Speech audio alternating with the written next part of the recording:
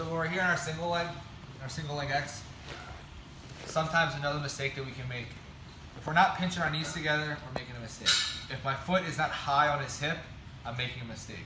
Another mistake that we can make is not bringing my hips close enough to him. We know that to prevent the foot lock, sometimes he wants to shoot this foot as deep as possible. So our brain thinks, okay, I won't let him shoot as deep as possible, I'll push back a little bit. But from here I don't have as good a control. So we're going to stay hips nice and tight. While we're talking about control, when I'm in this position, a lot of the ways that he wants to escape is he wants to start putting his foot to the ground, my foot to the ground with his hands, bring his butt on top, and now start trying to free himself from here. When he does this, all I'm going to do is swim to single leg X on the other side. So let's rotate a little bit. So when I'm here and I'm controlling my single leg X, he wants to use his hand on my foot, put it to the ground. He's going to hop over and put his weight on this foot. And his goal is to stay here, don't move. But his goal is to come all the way around and pass from here. A lot of guys, when they're G-man and they're in this position, they forget about my other free leg. So all I'm going to do from this position, my leg that was in between, in the middle, is now going to swim through, and I'm going to switch sides. My legs are going to change jobs. The leg that was in between, as it swims underneath and starts to pummel around, I'm going to recruit it with my hand, and now my foot where he had the weight on it is just going to come up into the middle. I'm coming over. I'm right back to my single leg X. So we can go back and forth on this. The same thing. G-man uses his right hand, my foot to the mat. He brings his weight up and over, and I'm going to swim underneath and pummel it here. Obviously, when I'm here in the single leg X, obviously my goal is to finish from here. And the best way to prevent him from escaping this control position is to be attacking and to be finishing from here. We talked about earlier my hand positioning. We're going to attack a straight foot lock from here, and a lot of people think that if I'm here and I have a good tight grip and I just can lean away, that's enough to get the finish. And it can be. It depends on who you're rolling with and how flexible their foot is. Like a G-man with just a lean nice and easy. The better way to finish is to have the hand position I talked about earlier. The blade of right where my wrist meets my hand in his heel.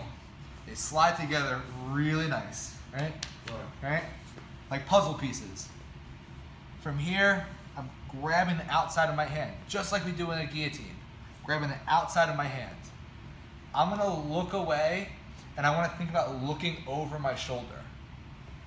The mechanism by which I finish this is extending his foot too far. If I just extend it straight out, it sucks, but it's not too bad. But if I can put a little bit of rotation with it, that's where breaking happens. So when I'm looking away, if I'm just leaning back and just pulling, I'm not finishing from here. It's when I start to look over my shoulder and rotate away that finish happens.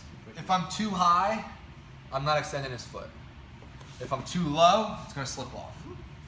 Use that nice little puzzle piece. Here, I'm starting to look away, and I'm using my legs. I'm pushing, and I'm pushing, and I'm looking over my shoulder. And if all of that still isn't enough to get the tap, I'm going to think about pulling my hands towards my chest. You can tuck your leg back so I'm not doing it. I'm looking over, extending away, pulling my hands towards my chest.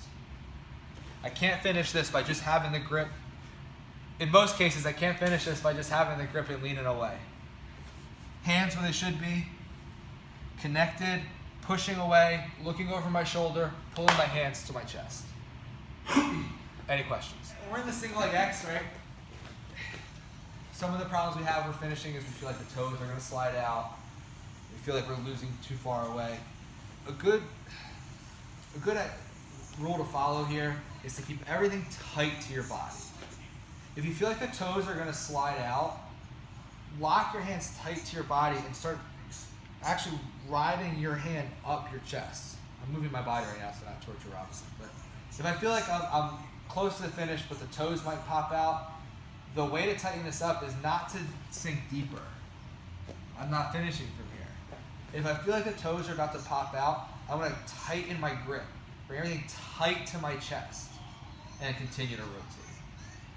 So a way that he wants to defend, and a way that we'll look at defending, I think next week, So he wants to come in tight to me, and he wants to do what we call putting his boot on, where he's shooting his foot as deep through as possible. Right? If I'm high on his calf, I can't finish from here. I can't lean back, I can't control the way I want to control to finish the ankle.